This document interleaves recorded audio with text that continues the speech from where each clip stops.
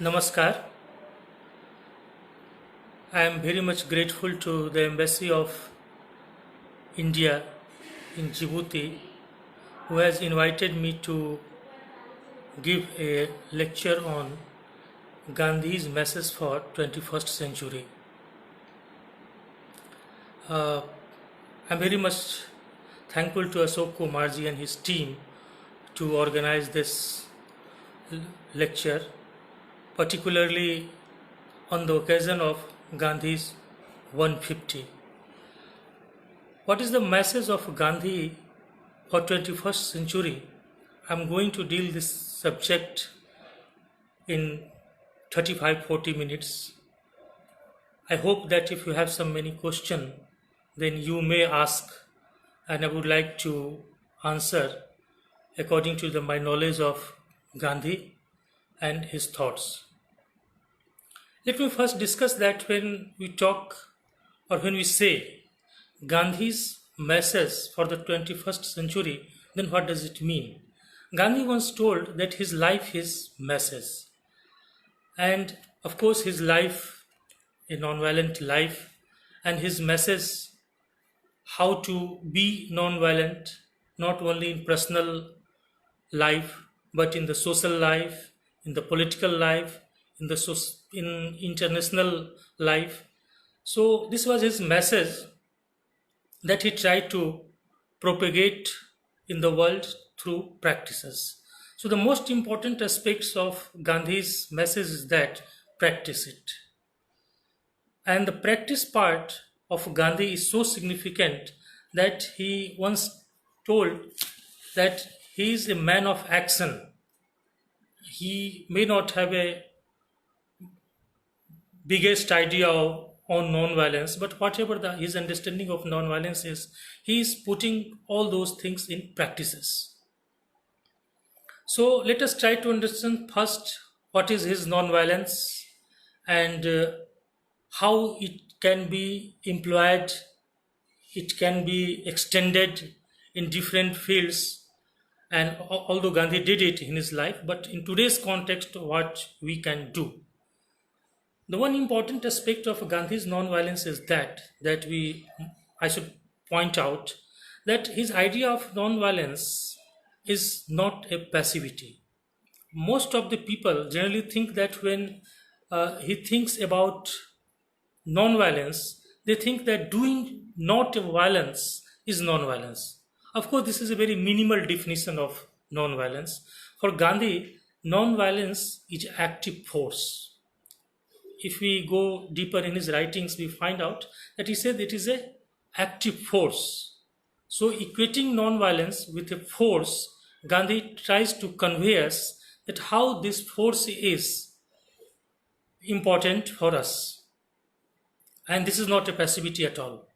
So just thinking that I am not violent means I am non-violent is wrong. We need a particular kind of training to become a non-violent person. And Gandhi's whole life is try to be a non-violent in all the directions, in all the aspects, in all aspects of life and politics and the society, and extend it to the international relation too. So Gandhi's non-violence and his message is that it is an active force. We may understand that the non-violence is not a new thing that the world has seen, and it is not to say that before Gandhi there was not the idea of non-violence.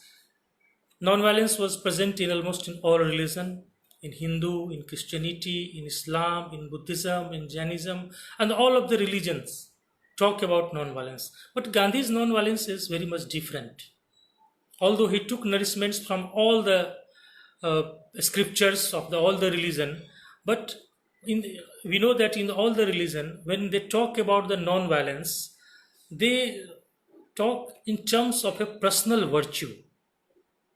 So personally, one can observe non-violence, one can practice non-violence, but for Gandhi, the non-violence is not only a personal virtue, but it is also a social virtue. And his whole life was to show the world that how the non-violence can be extended in our social life. So the second aspects of Gandhi's non-violence and his message is that, and that is very important in today's context, that the force of non-violence can be organized. It can be organized to change the structure of the society, change the institution of the society, and he did it in the South Africa, he did it in India also. He tried to change the structure of the relationship among the people also. So the message is that when we talk about Gandhi's non-violence, it is a social virtue, it is a social force.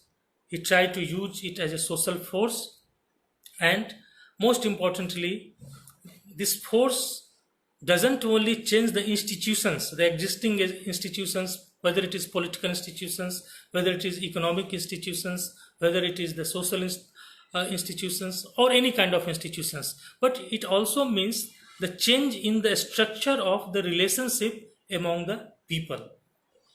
This relationship among the people is very much significant in Gandhi's idea of non-violence. If we may change institutions, but if people don't change, then we know that what happens. So the change, the people's mind, people's attitude. He extended his idea of non-violence to almost all of the fields that comes to his time and in his context.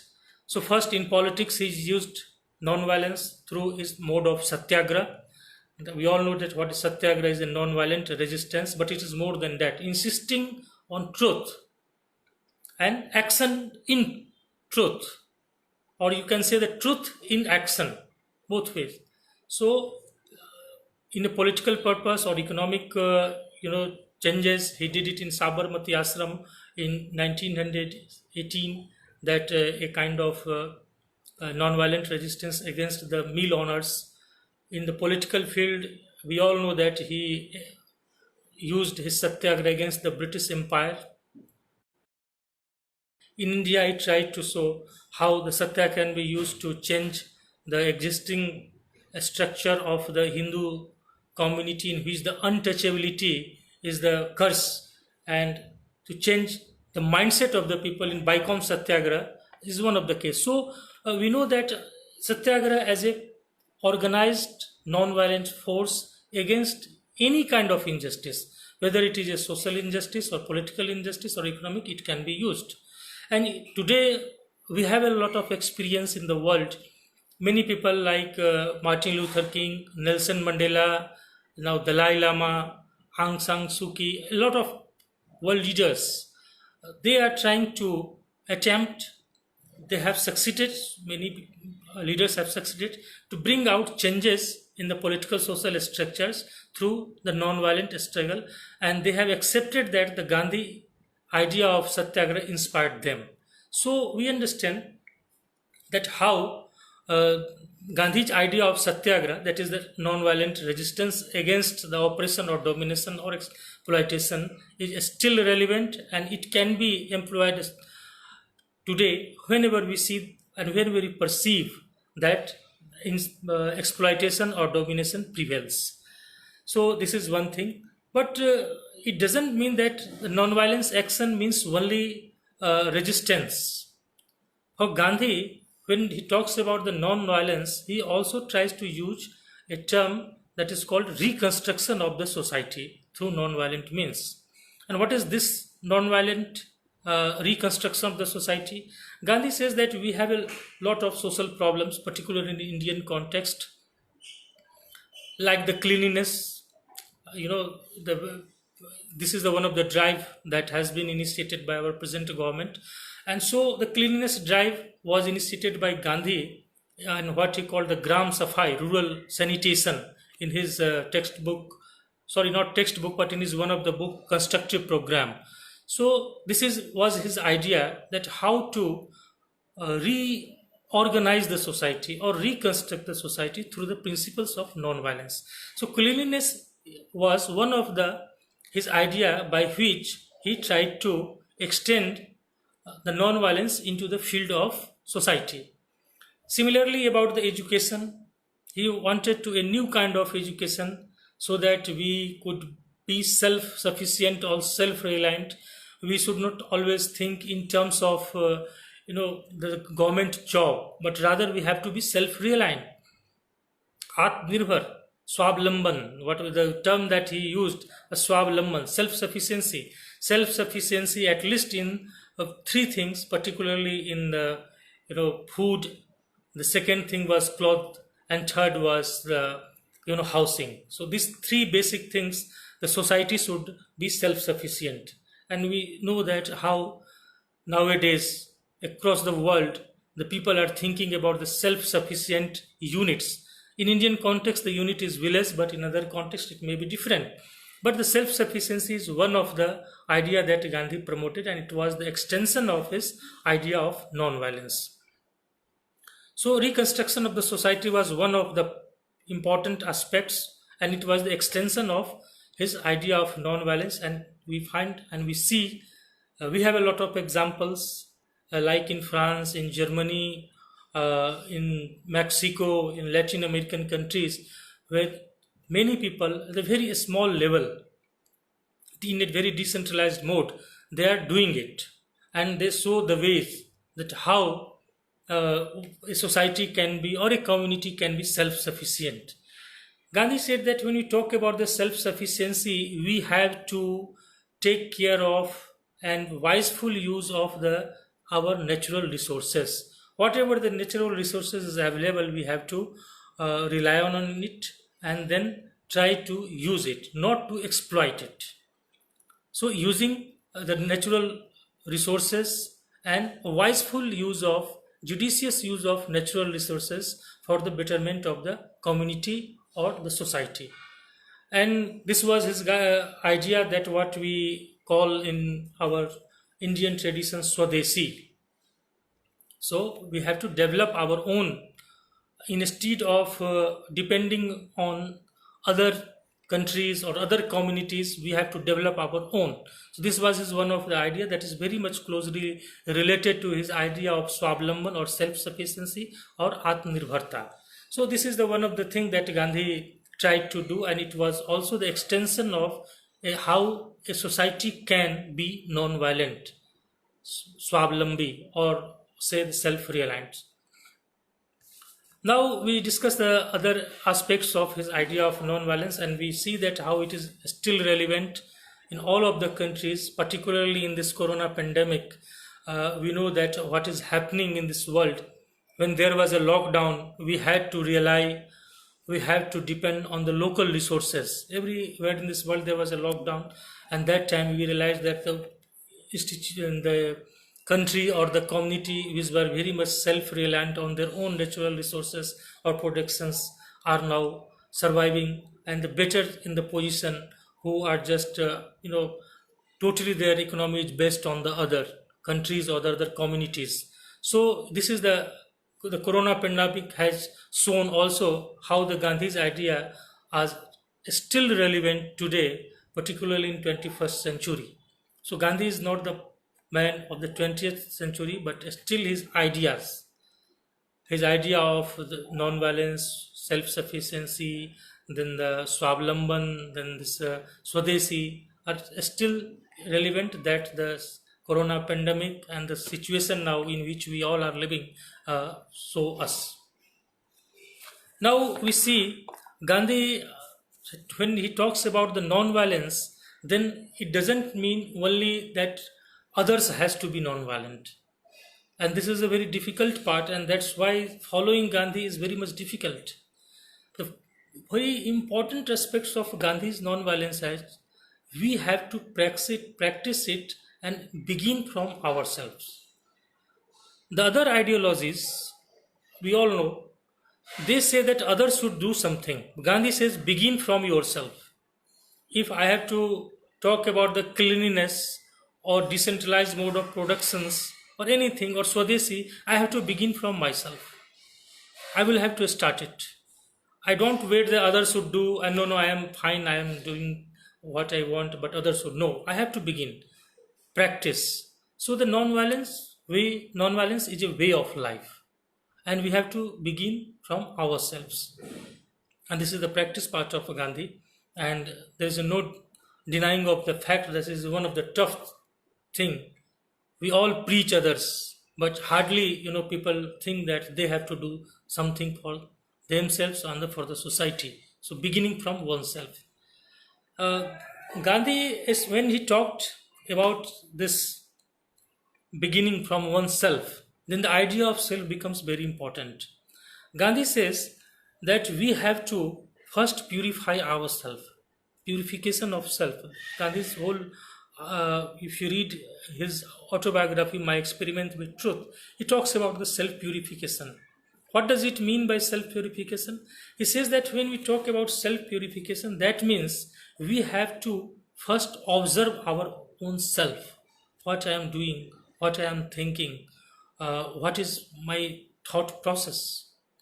It seems very spiritual, and there is no kind of no denying of the fact that Gandhi's whole efforts of Gandhi was what he wrote in his autobiography is to realize truth or to get a moksha in Indian tradition, the moksha, liberation.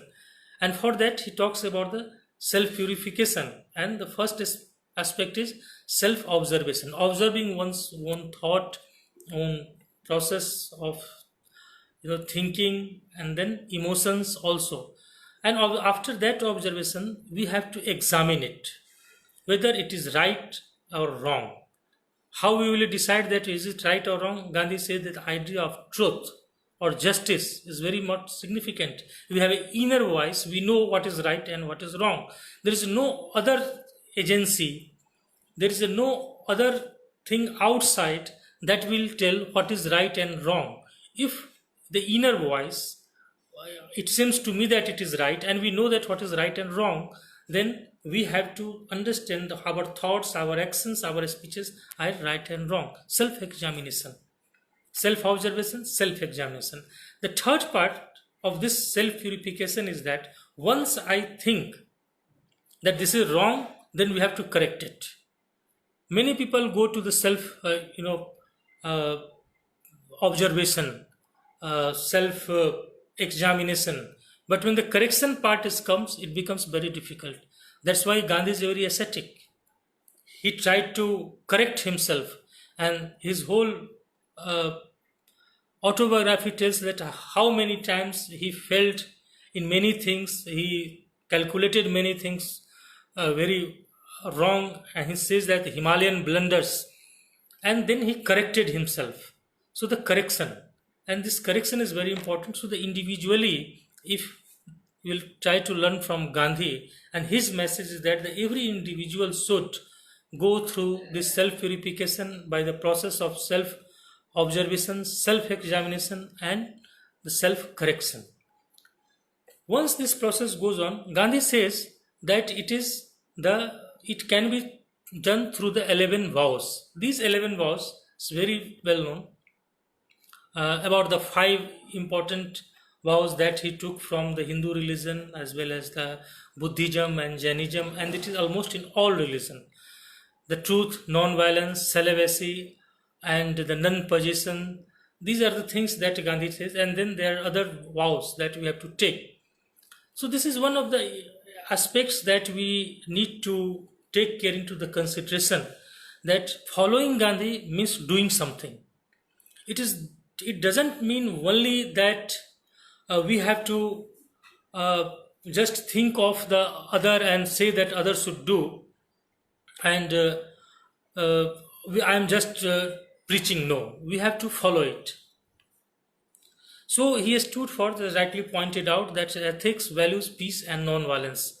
So these are the things that are eternal.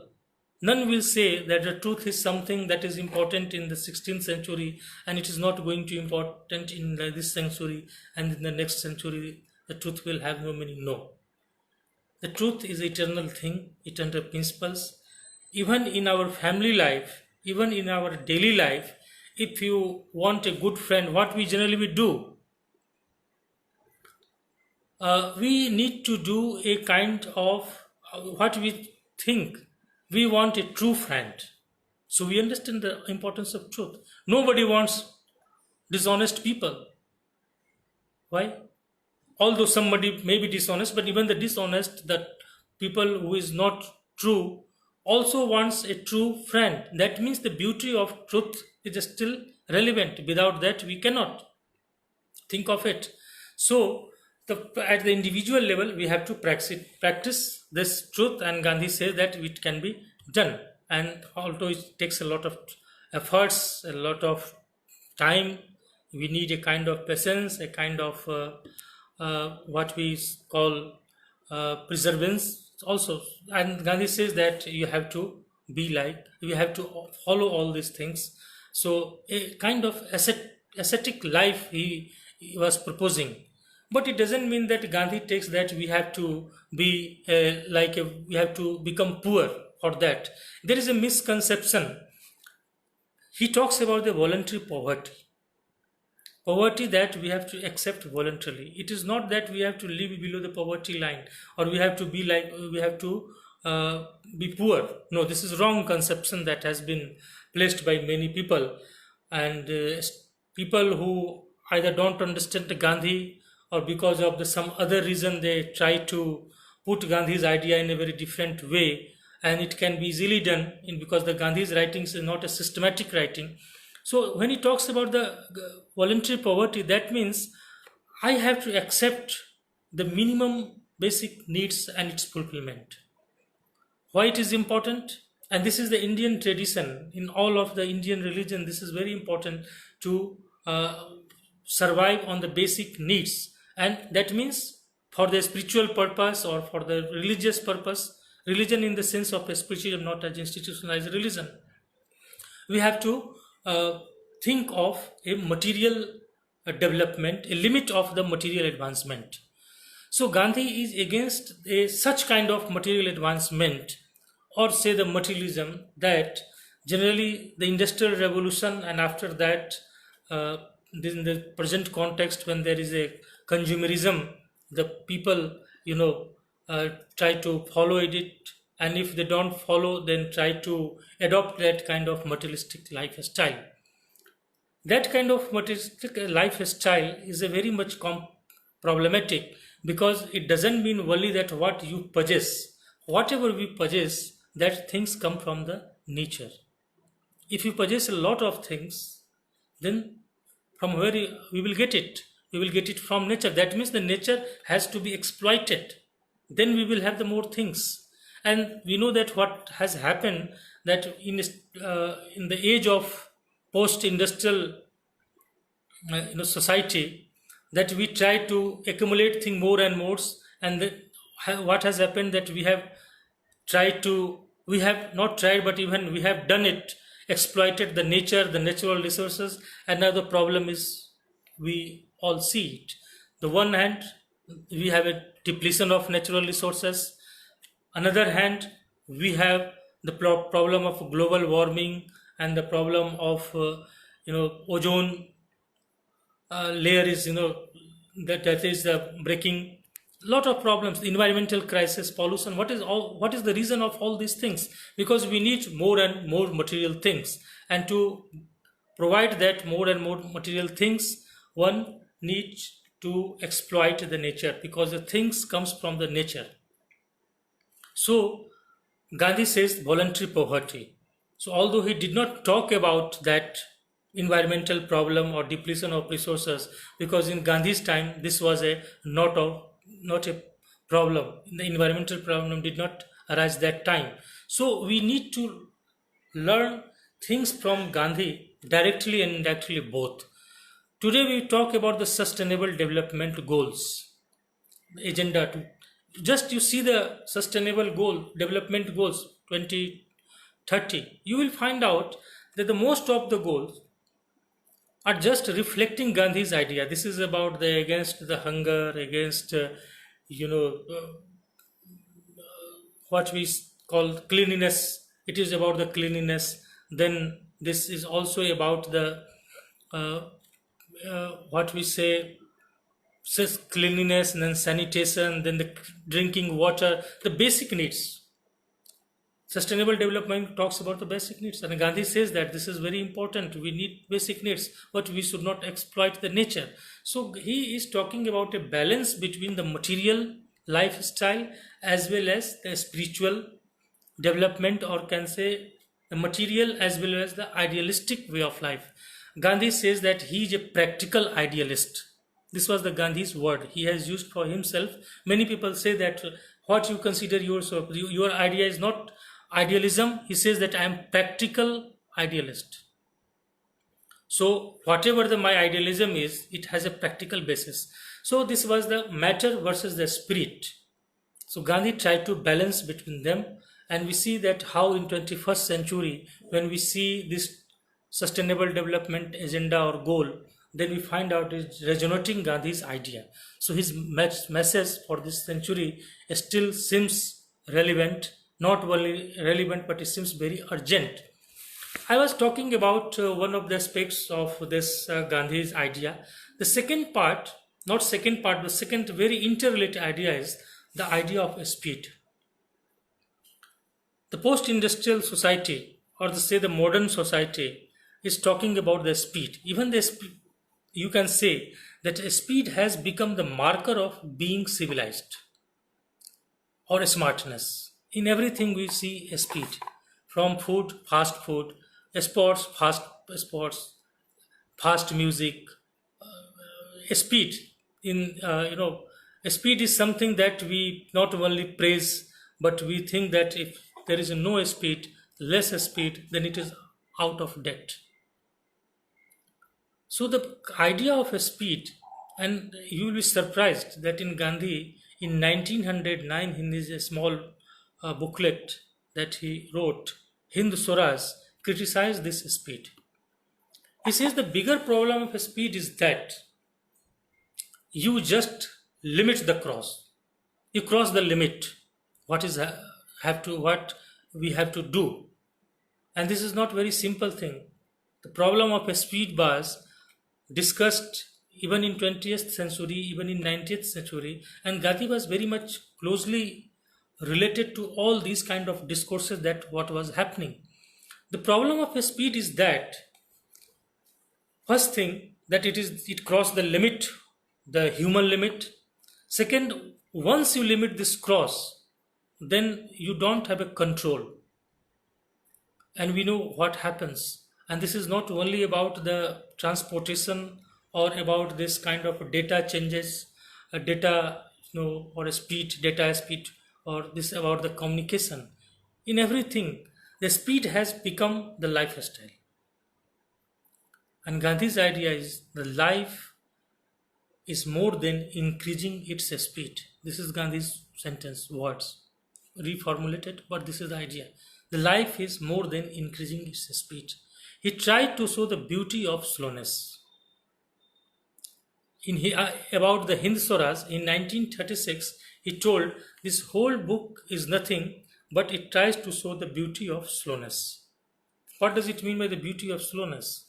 That means the high speed or the culture of high speed has created a kind of imbalance in our society, in our post-industrial society, in our lifestyle, and we have lost relation with our own self.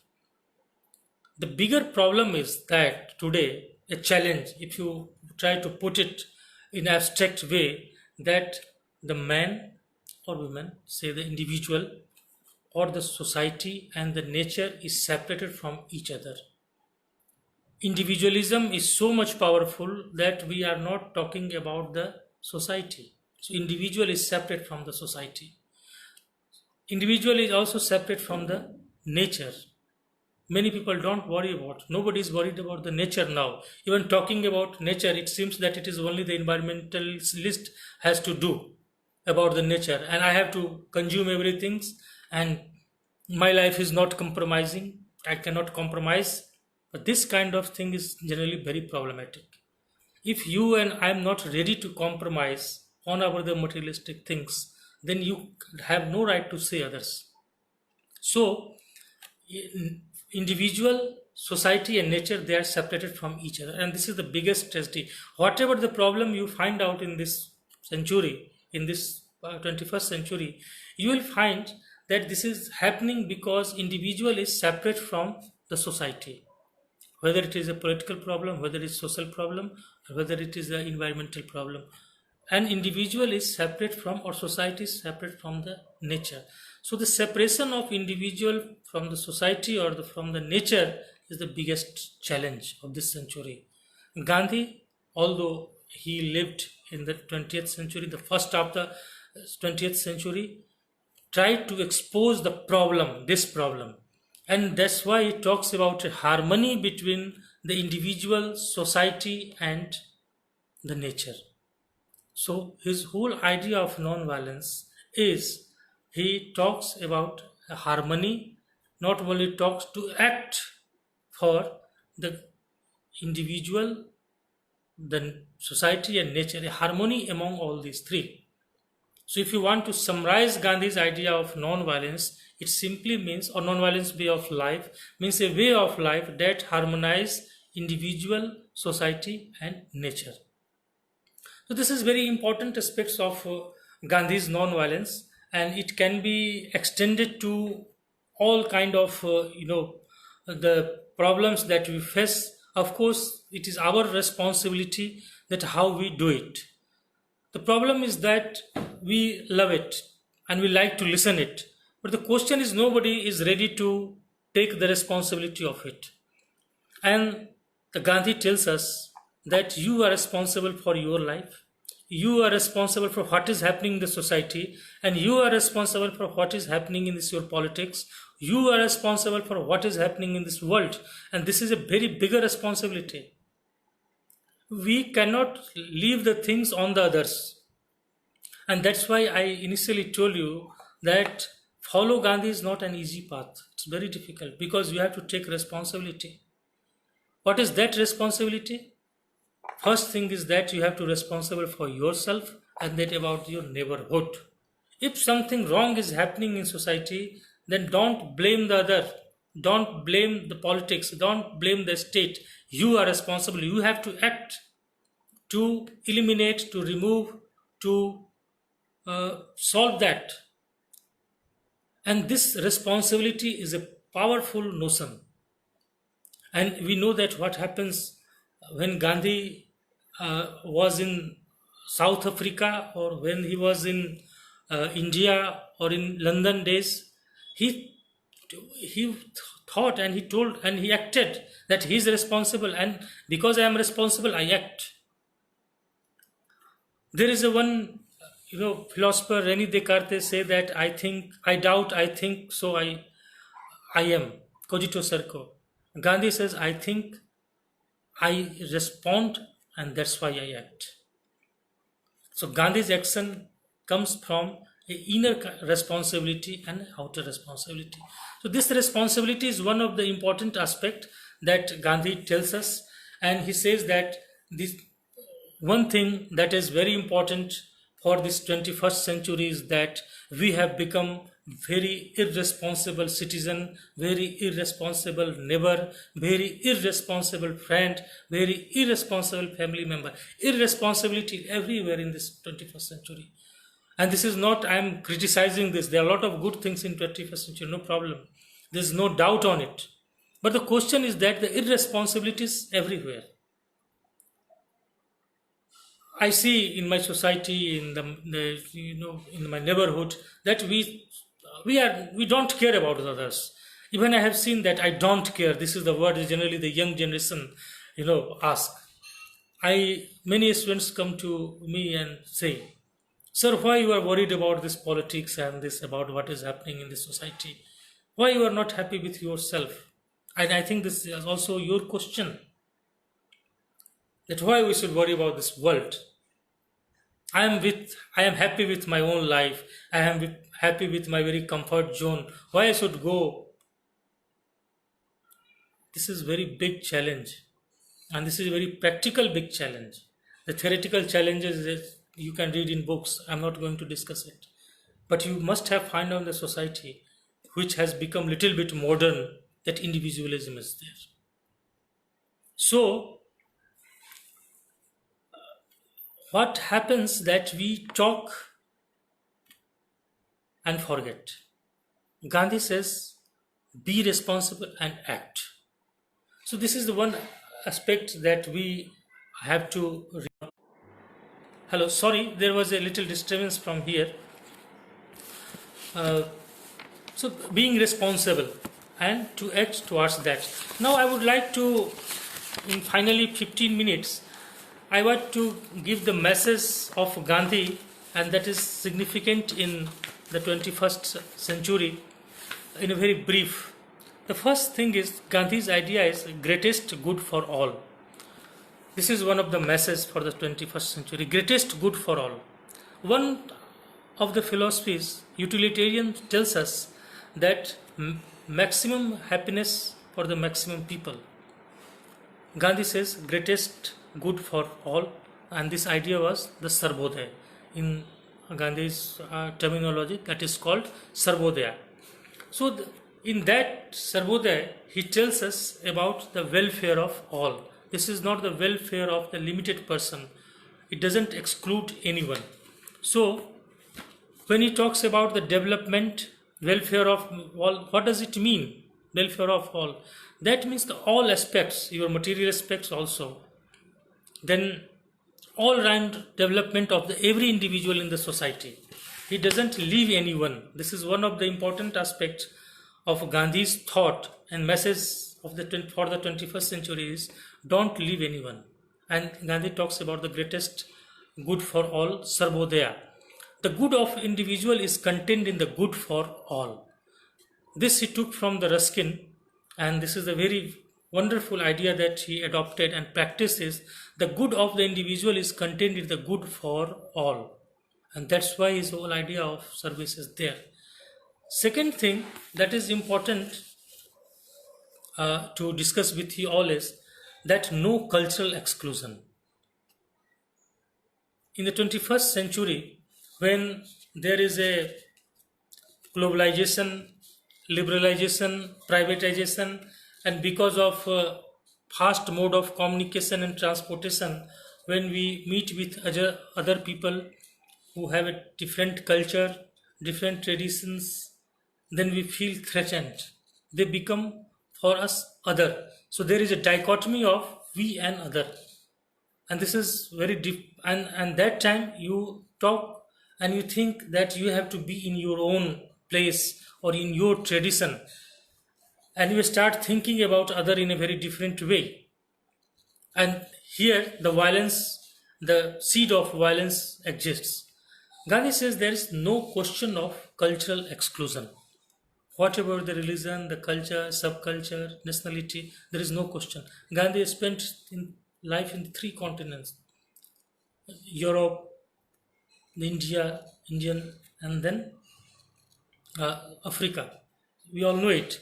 So no cultural exclusion. I would like to quote one of the very wonderful sentence, and that is relevant in 21st century when the globalized world has become a kind of one family or under one umbrella because of the transportation, fast transportation and communication. I think that this quote I should read. So Gandhi writes, I do not want my house to be walled in on all sides and my windows to be stopped. I want the cultures of all lands to be blown about my house as freely as possible, but I refuse to be blown off my feet by any. I refuse to live in other people's house as an interloper, a beggar or a slave. That means that the other's ideas should come, but you or we should not forget our own cultural tradition. So he says that whatever the culture or tradition you have, be firm in that. But be firm in that culture or in your tradition doesn't mean you exclude and try to hate and try to see others in a very different way. This is wrong. Gandhi says that you have to open yourself. The other cultures, ideas, let come to you. But you have to be rooted in your own culture and tradition. If there is a problem in your culture and tradition, then try to, transform it. Critically, try to understand what is the wrong in our. He tried that particularly in Hindu religion, there is untouchability still. There was untouchability. Gandhi tried to remove the women upliftment. Gandhi tried to make the level, try to uplift the status of women. But it doesn't mean that we should adopt other values and say that no, our culture is wrong. No, you have to be rooted in your culture, in your tradition, whatever you have, and try to critically examine your own culture. And if there is some problem, just try to solve it. Don't try to adopt the other culture, but be firm, be rooted in your, and then try to examine. So this is the one of the thing that Gandhi also propagated. He lived, I told you, in the three continents, so he had experience of the other cultures too, and in practice he did it.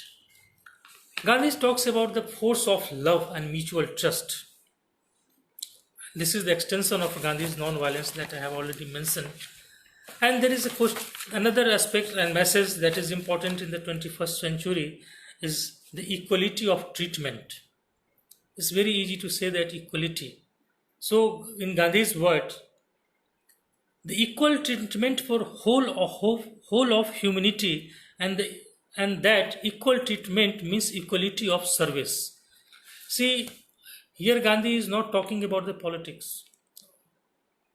Equality is not something.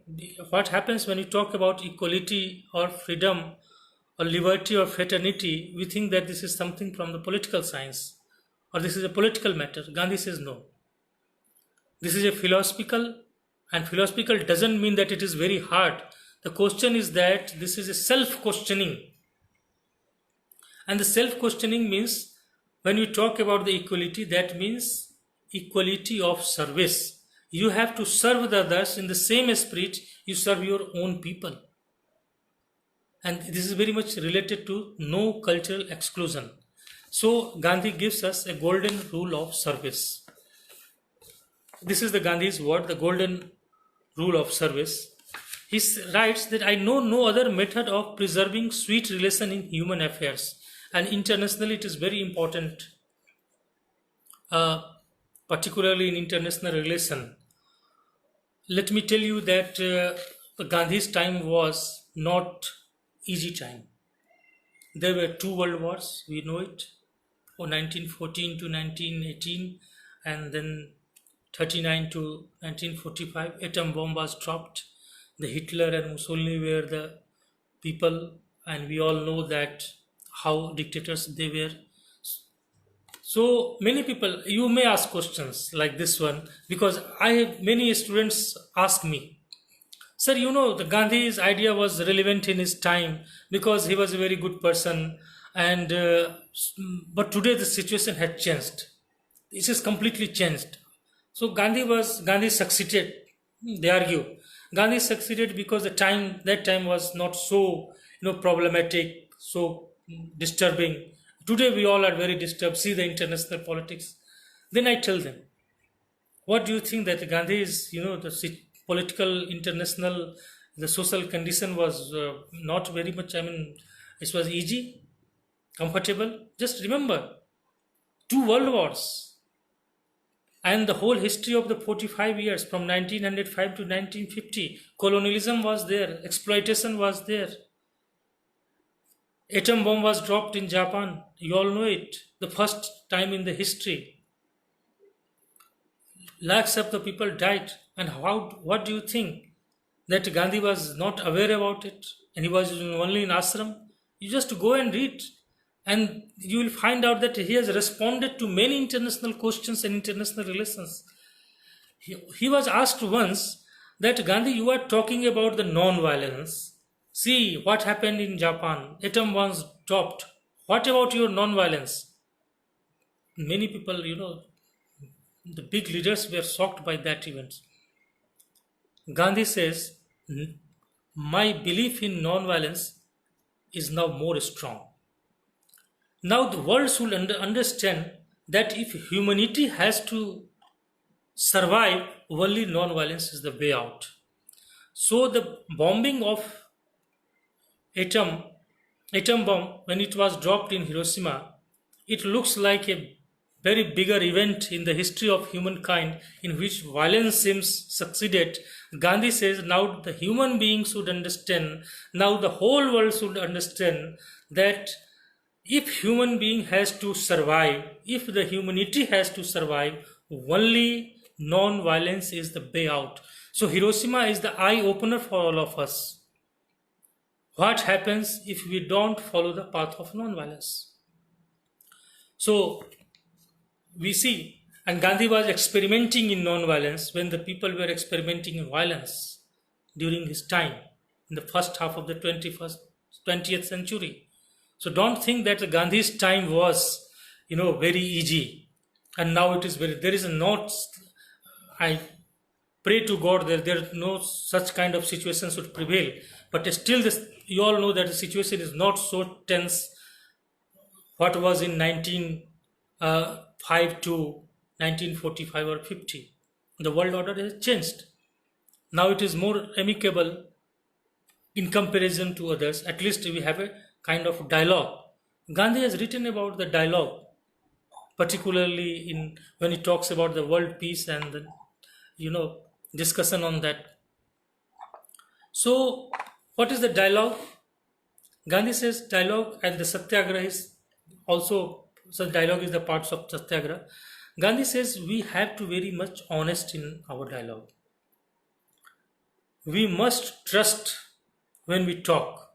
What happens, particularly in a diplomacy, that to show that I am very much, close to you, we sit on the table. That is international politics. We all know it. We teach to the students, but the real meaning is different. If you don't trust, and if the trust is, is so trust is, disappears because of the sum of the, then there can be no dialogue. So to sit dialogue to solve a problem, not to sit and do a dialogue just to show the world that we are in the process of dialogue. Gandhi again and again says that whether it is a nation or a nation state or the country, these are the things the culturally maybe, politically the individual. It may be from any country, it may be from any place, and that is very important aspects. All the politics, all the economics is for what? It is the betterment of the individual, whether he or she lives, doesn't matter. So it kind of dialogue. A meaningful dialogue should be there when there is a problem arise, whether it is the interpersonal level or international level. Gandhi's non-violence is the second important aspect that I would like to say, and that is not second, but this is the final. Let me tell you that be the change to change the world. This was the thing that Gandhi has already pointed out. I have already pointed out, and you have heard it. Gandhi says, be the change. Don't think of the other agencies, whether it is the state, whether it is the economic system, whether it is the institutions, any kind of institutions. You be the change. So, be the change means what? You become the change agent. This is very inspiring, and that's why Gandhi inspired a lot of people during his time. So in such a manner, we think that Gandhi's idea, his idea of non-violence is still relevant, not only relevant, but it is so urgent now that unless we go through this path, then it becomes very difficult to survive even to the humanity. Not only the question of the physical violence, but also about the structural violence, and also about the cultural violence and the violence at many levels. So thank you very much. I have taken 50 minutes, and I hope that the sum of Gandhi's idea is very vast.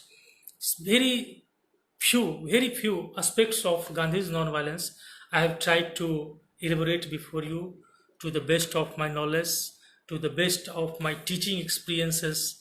I have found out that really at the first lecture or in the first introduction, if you are new in this subject, it may seem very idealistic, but if you think it and very give some time to think, because people don't have a time to think now.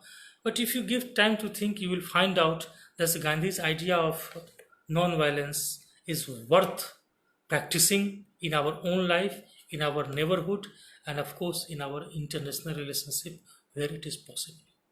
Thank you very much for giving me an opportunity to speak before you all. I hope that I could deliver the things of Gandhi in a way that could be useful for you. Thank you very much for inviting me and giving me an opportunity to speak. Thank you very much.